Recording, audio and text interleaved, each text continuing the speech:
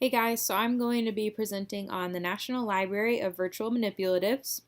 So, what this is just a website created by Utah State University that is exactly what it sounds like. It's web based virtual manipulatives or concept tutorials. So, the way that it is very valuable in a classroom is that one thing that's so important for math is engagement. And one way for students to engage is by the use of manipulatives, which encourages them to examine, explore, and develop concepts. However, it can be a lot to always use physical manipulatives. And so, what this website offers is all of these same things that you would use with your hands. However, it's all virtual and it's all very easy to understand. So, let's take a look at what this website has to offer. So, how it breaks it down is by grade level and by topic. And so we will focus over here on the secondary column. It breaks the topics down into number and operations, algebra, geometry, measurement, and data analysis and probability. So let's take a look at the activities. So we'll start by looking at secondary algebra.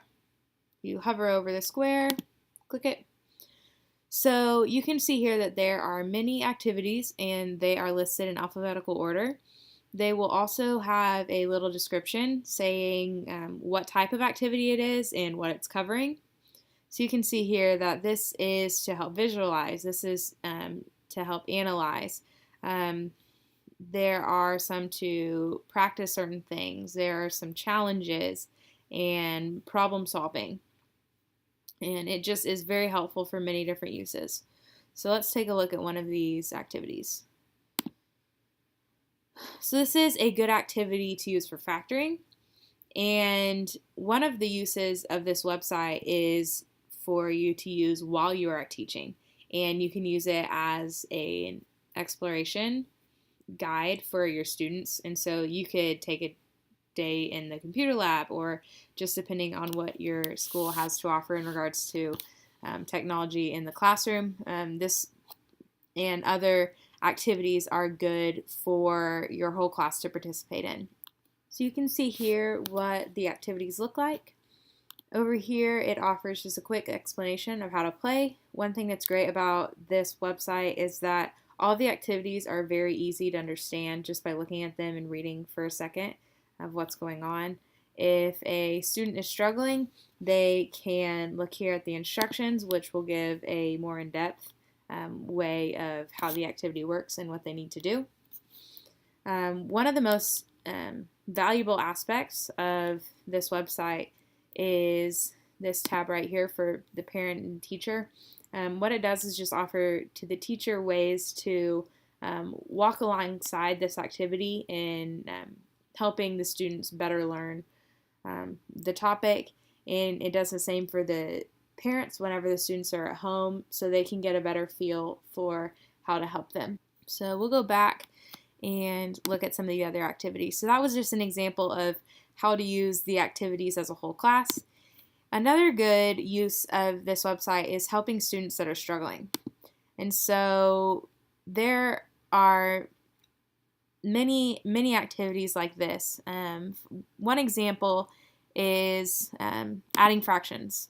So all of your students that are in your secondary classroom will have already learned fractions and how to add. However, there might be some of them that are struggling with finding common denominators or just fractions in general. And so you can direct them towards an activity like this, which can help them just walk through and visualize fractions in a better way.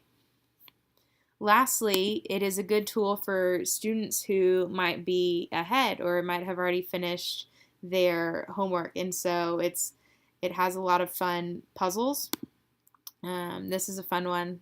All the students do is just make all of these circles add up to 0. And after playing this game and some of the other ones for a while, I know that as a student, I would be entertained, and it's something fun to do in class while still learning and challenging. So one last thing is that this website is also offered as an app. It is called Maddie Math, and it is basically the same thing. The only differences are that you can use it offline and that you can customize lessons. However, the only catch is that it is not free. It's only $30, which is not too bad if you are wanting to be able to customize it or to use it offline. However, it is easy to use on the website. Once you download Java and get that hooked up, it's very easy to use. So that is all I have. If you could please just answer these assessment questions about what you learned about the National Library of Virtual Manipulatives and what you thought about my presentation, that would be awesome. If you could please just leave your opinions in the comments below. Thank you so much.